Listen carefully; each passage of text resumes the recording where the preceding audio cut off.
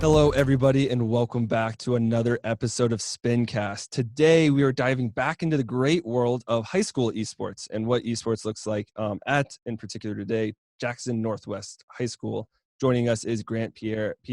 He is the esports director there at Jackson Northwest High. So without further ado, Grant, go ahead, introduce yourself. Tell us where you got started in esports. Where did those passions really start? Take us back in the past a little bit and talk us through where those passions in esports and gaming kind of started and what kind of inspired you to, running this program at Jackson Northwest as an individual.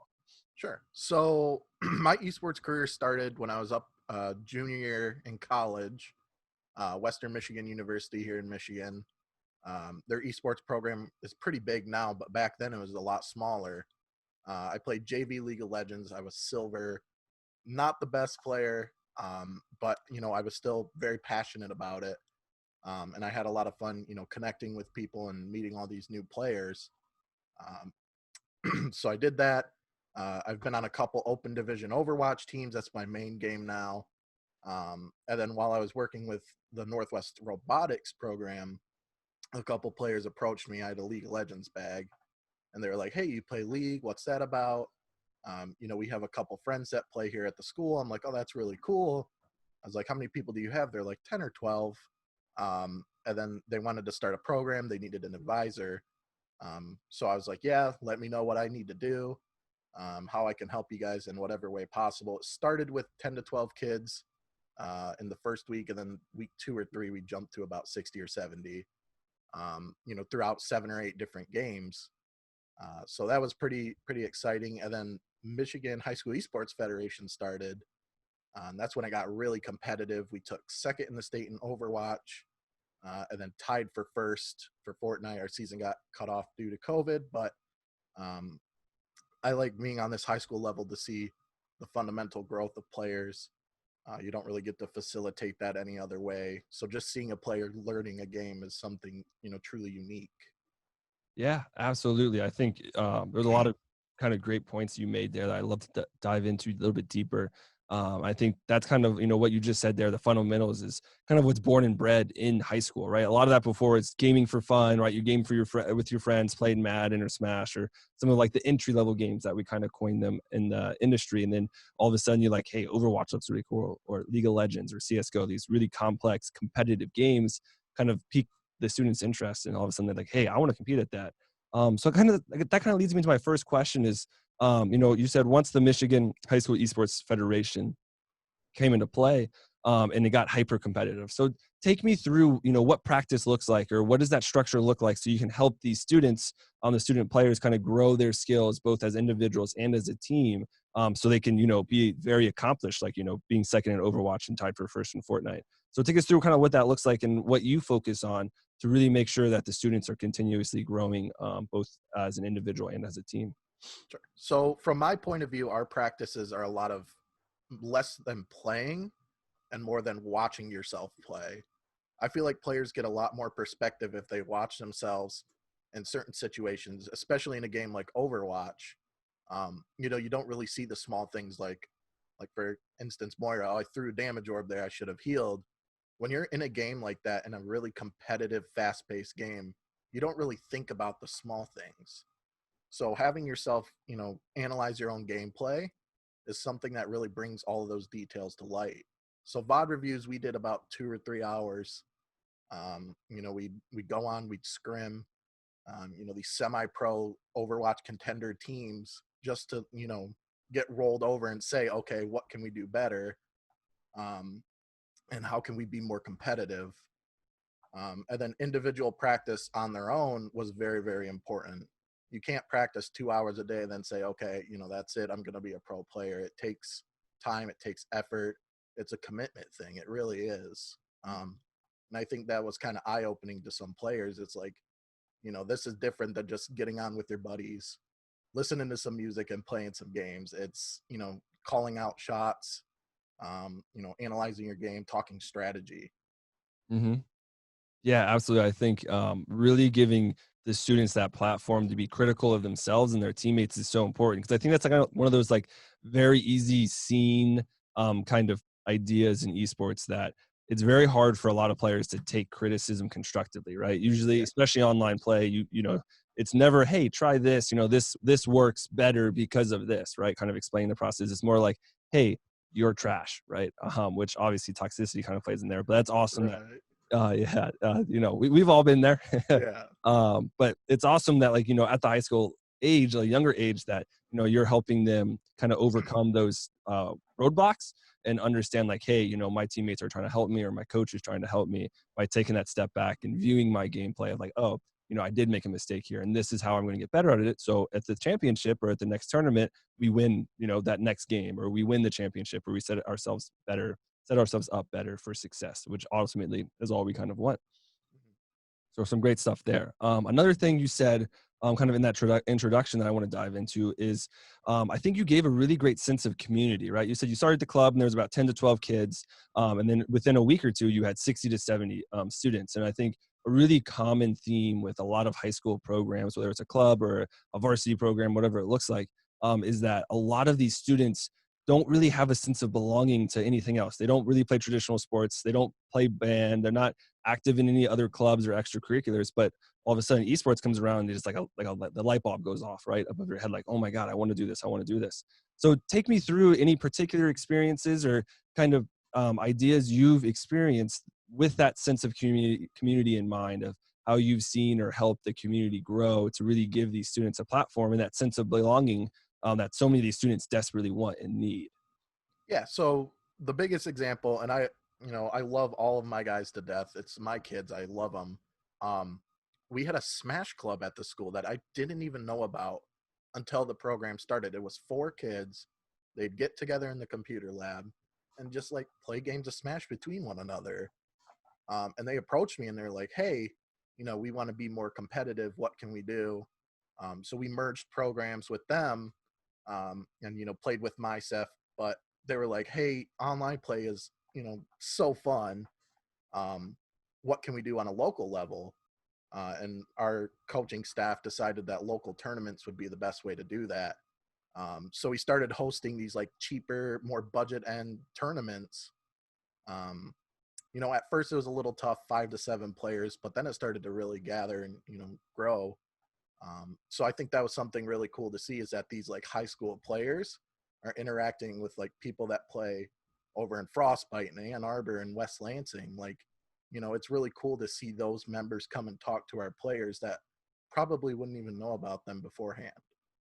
Yeah, absolutely. I think that's just kind of like the beautiful potential of esports, right? When it's used in that positive light and you take the toxicity out of it and take away some of the other issues, it's at its core so fantastic because it kind of unites everybody in a new community, right? You have, like you said, your students in different cities and towns across Michigan playing together and realizing, like, hey, this is actually a pretty big scene local to me, right? We can get lands together.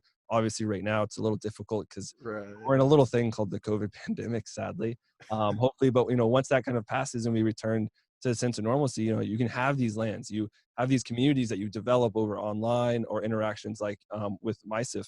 And all of a sudden you're like, wow, we created something great because the students have that community, they have a place to compete, and they have that sense of belonging, which is so important for high schoolers. So absolutely phenomenal to hear. Kind of for my next question, switching gears a little bit. Obviously, you have successful teams in Overwatch and Fortnite and other games, being second in Overwatch and tied for first before you said the season had to be cut short because of COVID. Take us through kind of what a competitive match day looks like, right? Going into these championship series or these brackets. Does anything change for your players? Do you ever get a sense of nerves in your players that you try to like calm down? Because I think one big thing in esports is that it's the kind of the lack of competitions at a younger age. So all of a sudden you get on the stage, you're like, you get a little nervous, you get a little like, can I win this? Like, oh my God, there's people watching me. So take us through kind of what that competitive day looks like, and if anything in preparation changes, or any maybe a unique experience that kind of just highlights what that difference looks like with a competitive day versus just normal practice. Yeah, so a lot of our games before we play, I'm very adamant that they're student athletes. They're students first, athletes later. Grade checks, behavior checks before every single game, every single practice. Pretty strict about that. Not much leeway there. So I check their grades. I check their behavior if they're doing good. We sit down before our game. We have a talk. There are usually some nerves, but for example, like the Overwatch Championship. like right before our game, our kids were shaking. And I'm like, you guys got to relax. You know, you got to this point. Just play the game. Do what you got to do. You know what you're doing. You know your strats. You know your comps. So I think that like what you said, you know, from them playing just, you know, scrims or even online play to seeing your opponent, you know, to your right, like that's a really big thing for kids. Like seeing the people they're up against is like mind blowing. They're like, wow, they're actually here. We're playing them right now.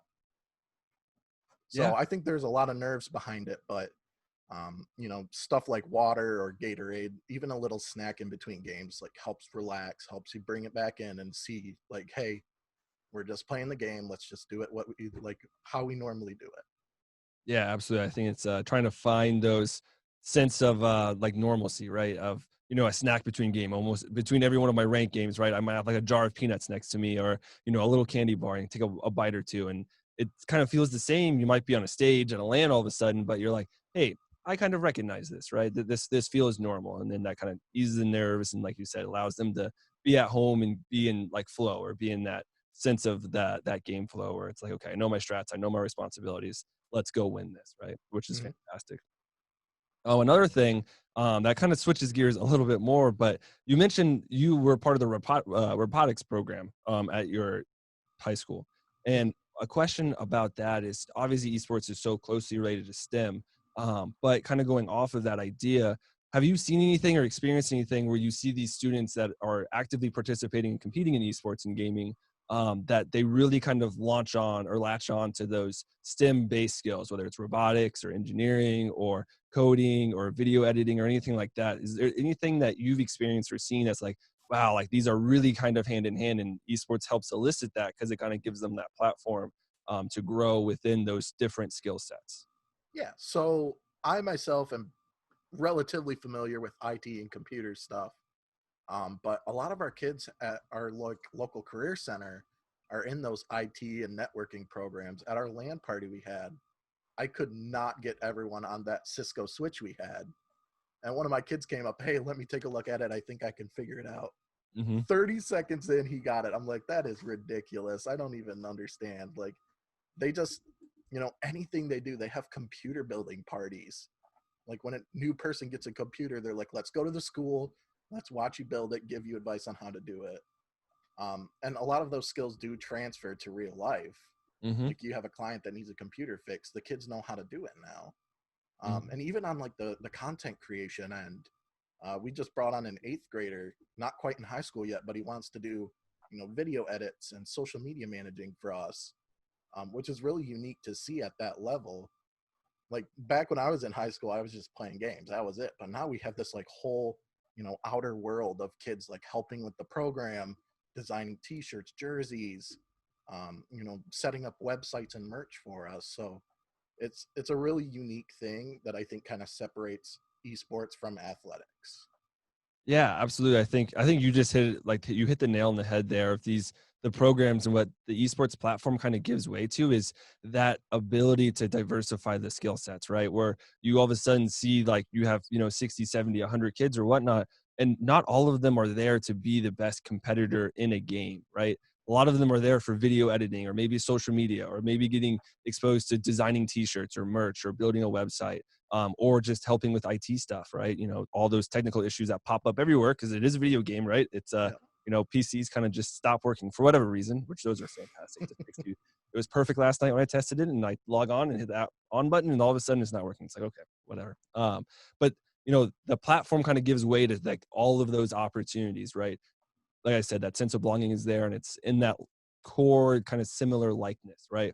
Everyone loves the esports, everyone loves the gaming. That doesn't mean you have to be a pro gamer, right? There's so many different avenues you can go.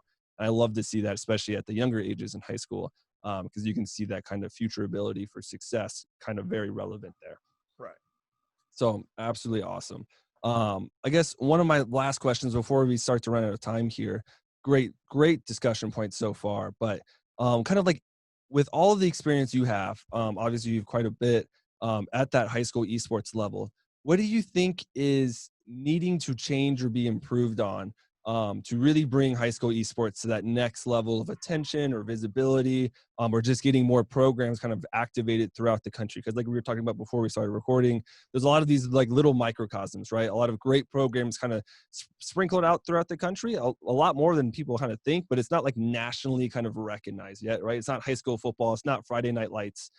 So what do you think kind of the industry and the scene needs to kind of just bolster that as it continues to grow so rapidly? I think honestly, it comes down to, faculty of the school, advisors and programs. They just need to step up. The MySEF board members are unpaid. They're all volunteer based and they're putting in time to facilitate an amazing state program. And I think that's what it's going to take for all the states to kind of get this going. It isn't too hard. The resources are out there with, NASEF, even MySEF, have been very helpful and instrumental in starting these state programs. So, reaching out to them, seeing what they've done, and kind of stepping up and taking control and saying, HSEL is good, sure, but if we can provide a free, state experience locally to our kids, like that's a no-brainer. I would absolutely do that. Hmm. Yeah, So, absolutely. I think. Go ahead. Go ahead. so it's really unique and it's not easy, but it'll take time. It works itself out, and companies are willing to help. We have sponsors for our MySEF board here in Michigan who, without hesitation, gave us the resources, the space, and even on the college level, those college coaches will actually, hey, come play a tournament at our school so we can show kids around and see this lab that has 70 some computers all the way down. Like, it's Hmm. really really unique, and stepping up to the plate is, it's going to be what it takes. Yeah, exactly. I think you kind of said it best is stepping up to the plate, kind of just starting the program, right? Go ahead, take that first stride towards that long-term goal, whatever that looks like, for whatever program you're trying to develop. And I think so many people are hesitant. It's like, is esports good for kids? Like, right? Because you still have the violence kind of aspect to it as well. Of, is it too violent? Is this safe for our kids? And then, all the studies overwhelmingly, like literally 98% are like, yes, this is completely safe. And even the ones that don't are usually a little misconstrued, but they're all like, look, if you do it constructively, right, it's never going to create anything bad, right? It only ever enhance the good, Right. which kind of just speaks for itself there. So like I said, taking those first steps and kind of, seeing more programs. So also you have that validity and credibility as well, right? Like, hey, this exists in a big fashion and kids really do love it. I think once that starts to become a little more widespread, we'll see the industry kind of take off even more. Right now it's absolutely booming and growing exponentially, but it's just going to be growing more exponentially, which I don't really know how that works mathematically, but faster. Right. Right. Faster, faster, faster, which is fantastic. So, kind of, I always ask one last question before we wrap up. We're right there at the end of our time limit here, which absolutely great discussion points. Like I said, Grant, really enjoyed you having the show. But my last question is looking at esports really broadly, right? We all love esports, we all love gaming. Obviously, esports, like I've been saying the entire time, it's growing super fast, but it's not quite caught on to like the mainstream, right? A lot of average people still like, for example, I say, hey, I work in esports, and like, oh, okay, what game do you play? What game are you a pro in? I'm like, no, no, no, no. I'm not near good enough for that. Right. But that's kind of like that idea that like needs to change, right? Because if you say, hey, I work for the NFL, most people don't think you're an NFL player, right? Especially if you say it kind of like that. If you say, hey, I work for esports and esports, like, oh, you're a gamer, you're a player. So kind of changing that. But with that kind of preconception in mind, what do you think is that next step for esports, right? Kind of like along the same lines as what I asked you about high school esports, but overall for global esports at all levels, what do you think is one thing that needs to change or kind of just be bolstered a little bit, to really see kind of esports go from what I call it like a infant slash toddler right now, to becoming, more of a teenager into a young adult, and really becoming really mainstream and kind of an accepted place slash industry slash competitive place, to really thrive in. I think it's two things. One is going to be the education side of it. So starting from those middle school, even elementary programs, you know, having kids learn early coding, block coding is really really popular with kids. So learning that all the way up through high school and even college, you're starting to see these esport management programs pop up, which is really really good. It's a great start. But the second thing you need is media exposure. you're getting a lot of like the Twitch TV, YouTube, all the popular streaming sites, but you don't see a lot of it on national TV or these, sports websites. So I think that's what it's going to take to kind of, blow this whole thing open and say like, there's jobs here, there's, internships, externship programs beyond just playing the games. Yeah. So having the media, kind of eccentricate that, like, hey, you know, we have this player, and then we have this player's, streaming like team or like Shroud, for example. Shroud doesn't do that all by himself. He has corporate sponsors and partners that help him with his computers, his equipment. So I think that's what it's going to take is the media and the educators to kind of step up, collaborate, and build this program together.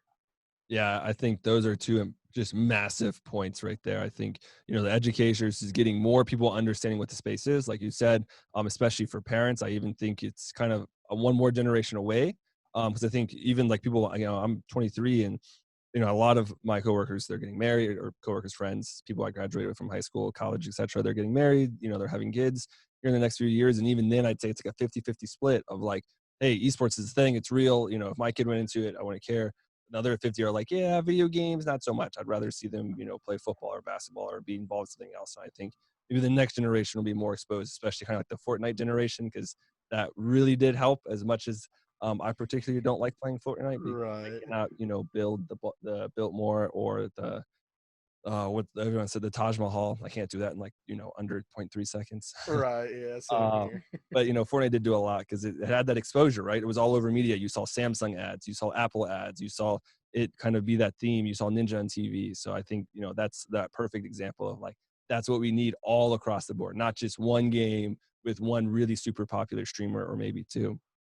So absolutely agree. Unfortunately, we are out of time. Grant, thank you so much for taking the time to sit down with me and talk about high school esports. I think we had some great discussion points. And I think with more and more of these throughout the entire industry, we can really bring to light what we think either just needs to happen, improve, or change, and also take a look at all the beautiful programs like your own and what they're doing and actively working and helping these students grow, both their competitive side and all those other very industry relevant job skill sets as well. So real quick, if you will, go ahead, plug yourself, plug your program, tell us where we can keep up with y'all on social media or a website or anything. Yeah. So Twitter, NWHS Esports is the best way to kind of follow us and see what's going on. MySef board, huge shout out to them. They keep a lot of the rosters, the schedules, and a lot of the scoring pretty up to date. So big shout out to them. And then Facebook, NWHS Esports as well. Awesome. Everyone out there, go check them out. Obviously, a super successful program up in Michigan. And obviously, as some of these national competitions kind of take off, hopefully we can see some success in those as well for y'all as well. So to all our viewers and listeners, thanks for staying the entire time. Grant, once again, thank you. Stay healthy and stay happy during the current COVID pandemic right now. Make sure you take care of yourself and your loved ones. And ultimately, stay plugged in.